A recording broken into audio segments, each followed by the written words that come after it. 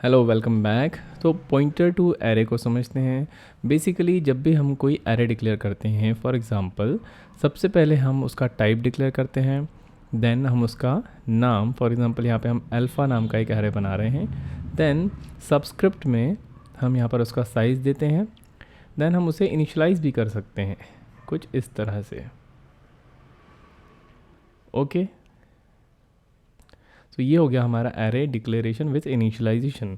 तो जब ये स्टेटमेंट एग्जीक्यूट होती है तो क्या होता है, ऐसा एक कंटीजियस मेमोरी एलोकेशन जो है वो एलोकेट होता है मेमोरी में, और ये 0 1 2 3 4 इंडेक्स में अल्फ़ा नाम का एक एरे डिक्लेयर हो जाता है और यहाँ पे रेस्पेक्टिव वैल्यूज़ आ जाती हैं।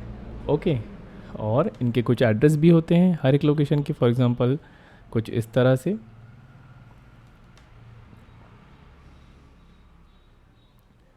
जस्ट फॉर इंस्टेंस हमने ये एग्जांपल के रूप में लिया है। तो अब आपको एक बात ये याद रखनी है कि जब भी हम कोई एरे डिक्लेयर करते हैं, जैसे कि हमने यहाँ पर अल्फ़ा नाम का एरे डिक्लेयर किया है, तो कंपाइलर अल्फ़ा नाम के ही एक कांस्टेंट पॉइंटर को डिक्लेयर कर देता है। क्या कहा मैंने? अल्फ़ा, यानी कि जो आपका एरे का नाम है उसी नाम का एक कांस्टेंट पॉइंटर डिक्लेयर करता है, और उसमें क्या आ जाता है, जो एरे का सबसे पहला एड्रेस है, यानी कि this is the base address of this array. तो ये जो एड्रेस है ये आ जाएगा यहाँ पर।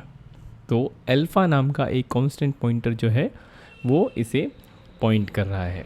सो ये आपको याद रखना है पॉइंटर टू एरे समझने के लिए। क्या याद रखना है कि जब भी आप कोई भी एरे डिक्लेयर करते हैं, वो चाहे फ्लोट हो, चाहे वो डबल वैल्यूज़ का हो, चाहे वो कैरेक्टर वैल्यूज़ का हो, या फिर इंटीजर टाइप्स का हो, तो जो भी नाम होता है एरे का, कंपाइलर उस नाम का एक कांस्टेंट पॉइंटर डिक्लेयर करता है। ठीक है, तो विच मीन्स कि वो पॉइंटर किसे पॉइंट करता है, एरे की सबसे पहले जो वैल्यू है उसको, यानी कि उसमें उस एरे का बेस एड्रेस है। ओके, तो इसे हम कैसे समझेंगे? Now understand this. हमने एक इंटीजर अल्फ़ा और उसका साइज़ 5 एंड देन हमने उसमें वैल्यूज़ को पुट किया। ओके, जल्दी से इसे समझते हैं। क्योंकि अल्फ़ा एक कांस्टेंट पॉइंटर डिक्लेयर हो जाता है, यानी कि एरे का नाम उस एरे का ही एक कांस्टेंट पॉइंटर होता है। सो हम इसे पॉइंटर टू एरे के लिए कैसे समझेंगे? हम एक नया पॉइंटर बनाएंगे एंड देन सिंपली हम पी में असाइन कर देंगे अल्फ़ा को, जैसा कि मैंने प्रीवियस स्लाइड में आपको यहाँ पर एक्सप्लेन किया था कि this alpha points to the first element of the array. It means कि इस एरे का बेस एड्रेस उस कांस्टेंट पॉइंटर में है। ओके, तो यहाँ पर क्या हुआ कि अल्फ़ा में क्या था, बेस एड्रेस मीन्स इस फर्स्ट एलिमेंट का एड्रेस, तो वो हमने पास कर दिया है पी में, जो कि पॉइंटर टाइप ऑफ वेरिएबल है। सो पी में भी अब क्या है, बेस एड्रेस ऑफ दिस, ये जो इसका फर्स्ट एलिमेंट है इसका बेस एड्रेस है, मतलब इस एरे का बेस एड्रेस है। ओके, तो अब हम क्या कह सकते हैं कि दिस पी जो कि एक पॉइंटर है, it is also pointing to this array. So now हम जो अभी एक प्रोग्राम समझने वाले हैं, हम उसमें पी जो कि एक नॉर्मल पॉइंटर वेरिएबल है और अल्फ़ा जो कि एक कांस्टेंट पॉइंटर वेरिएबल है। एक्चुअली आप उसे कांस्टेंट पॉइंटर वेरिएबल मत बोलिए, बिकॉज इट इज़ इम्प्लिसिटली बनता है। ये आपको याद रखना है कि ये जो है ये इम्प्लिसिटली क्रिएट होता है कंपाइलर के द्वारा, और ये हम एक्सप्लिसिटली क्रिएट कर रहे हैं, तो इट मीन्स ये यूज़र के द्वारा हो रहा है। ठीक है, तो हम क्या करने वाले हैं, तो ये जो वैल्यूज़ हैं इनको हम प्रिंट कराएंगे। एक तो हमारा जो नॉर्मल पॉइंटर वेरिएबल है जो कि पॉइंट कर रहा है इस एरे को, उसके द्वारा, और दूसरा हम प्रिंट कराएंगे कांस्टेंट पॉइंटर जो है हमारा अल्फ़ा, उसकी मदद से। तो आपको डिफरेंस समझ में आएगा कि यहाँ पे हमें करना क्या है। तो चलिए VS कोड पर चलते हैं। पहले इस प्रोग्राम को लिखते हैं, देन हम एग्जीक्यूट करेंगे और समझेंगे कि हुआ क्या। सुनाओ, चलिए ptrar.c हमारी फाइल का नाम है। अब हम सबसे पहले क्रिएट करते हैं एक एरे जिसका टाइप है इंटीजर और नाम है अल्फ़ा। सबस्क्रिप्ट में हम देते हैं 5 जो कि इसका साइज़ है, और हम इसे इनिशियलाइज़ भी कर रहे हैं साथ ही साथ। तो इसमें वैल्यूज़ डाल देंगे 50 तक। ओके, ये कॉमा की ज़रूरत नहीं है। नाउ हम एक नॉर्मल पॉइंटर वेरिएबल डिक्लेयर करेंगे, पॉइंटर p। ओके, अब हम यहाँ पर क्या करने वाले हैं, अल्फ़ा, ये जो अल्फ़ा है, जैसा कि मैंने आपको स्लाइड में बताया था कि ये जो अल्फ़ा है, क्योंकि एक अल्फ़ा एरे का नाम है और सी कंपाइलर एरे के नाम को ही, ध्यान से सुनिएगा, सी कंपाइलर एरे के नाम को ही as a constant pointer declare कर देता है और वो पॉइंटर उसी एरे को पॉइंट करता है। तो इस अल्फ़ा में बेस एड्रेस है, यानी कि ये जो 10 लिखा है ये इस एलिमेंट का एड्रेस है, यानी first element of alpha is in alpha constant pointer. तो हम क्या करने वाले हैं, यहाँ पे एक असाइनमेंट करने वाले हैं। ये इस लाइन में क्या हुआ, अल्फ़ा जो कि कांस्टेंट पॉइंटर है उसमें जो एड्रेस है वो चला गया पी में।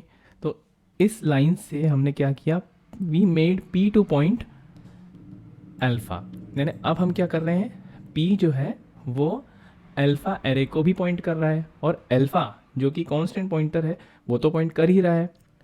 तो यहाँ पे ये जो अल्फ़ा है ये हुआ इम्प्लिसिटली कंपाइलर ने किया, और ये जो पी है ये हम एक्सप्लिसिटली कर रहे हैं यूज़र के द्वारा। ठीक है ना, जैसा मैंने आपको बताया था कि हम एक प्रिंट स्टेटमेंट देंगे,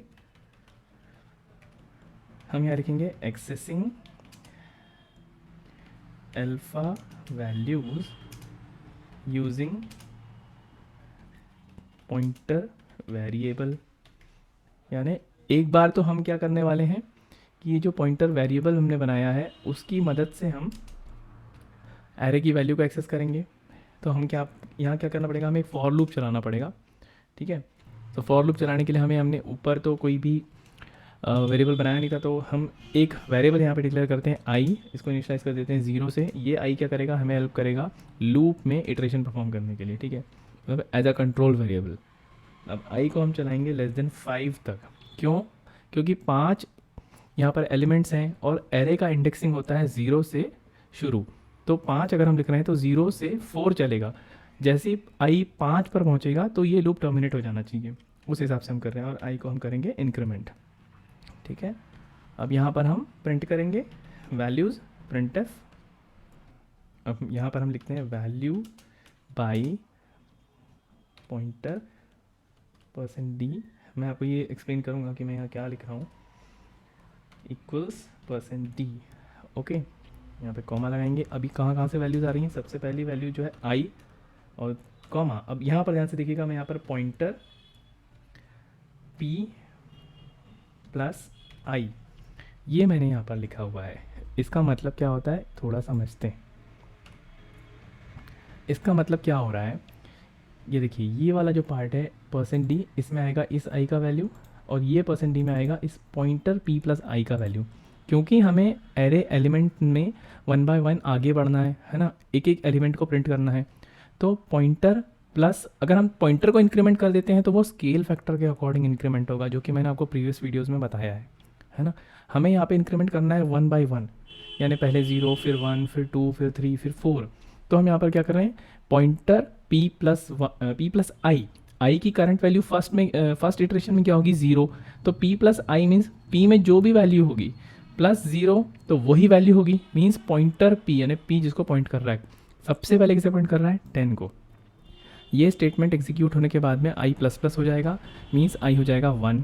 तो आई 1 होके क्या होगा, नेक्स्ट वैल्यू क्या आएगी, p प्लस 1 है ना, आई की वैल्यू 1 है तो p प्लस 1, यानी p की करंट वैल्यू जो थी उससे एक आगे बढ़ जाएगा, मतलब नेक्स्ट कंटीजियस लोकेशन जो है 20 वो प्रिंट हो जाएगा। मीन्स p प्लस 1, p की जो भी वैल्यू है उसके प्लस 1 जो वैल्यू आ रही है वो जिसे पॉइंट करती है, यानी किसे पॉइंट करती है, 20 को। इसी तरीके से 50 तक चलेगा। ठीक है, ये वाला पार्ट हमने किस लिए लिखा, हम यहाँ पर एक ये भी लगा दें, नहीं तो वैल्यूज़ सही से नहीं आएंगी। Okay, new line character.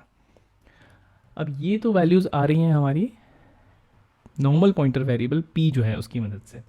हम नेक्स्ट में करते हैं, इस पूरे कोड को यहाँ पे कॉपी करेंगे, ये कॉपी किया एंड यहाँ पर हमने पेस्ट किया।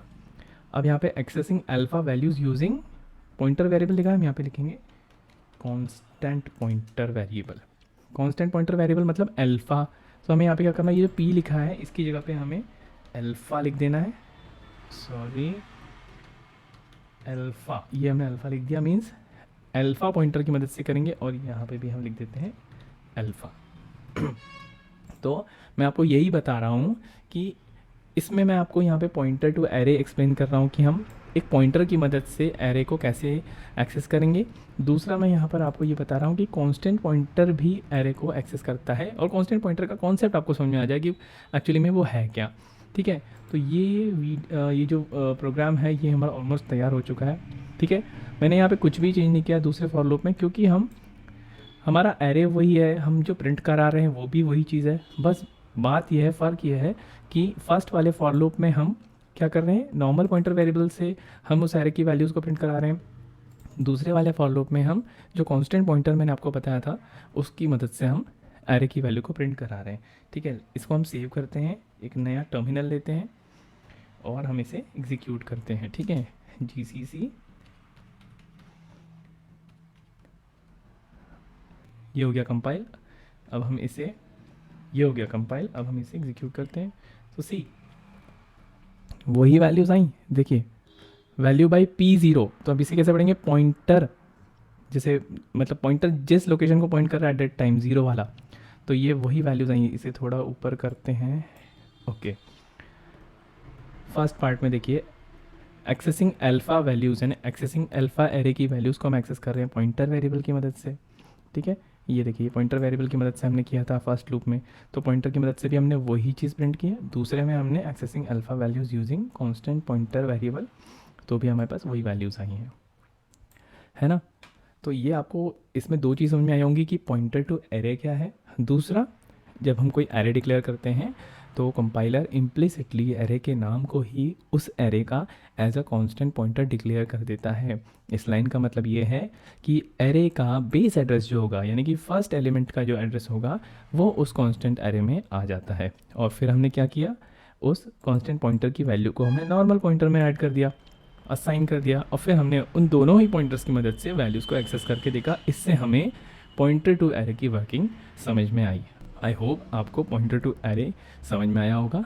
इसके आगे के टॉपिक में हम मिलेंगे नेक्स्ट वीडियोज़ में। Thank you so much, keep watching स्पर्धा ज्ञान।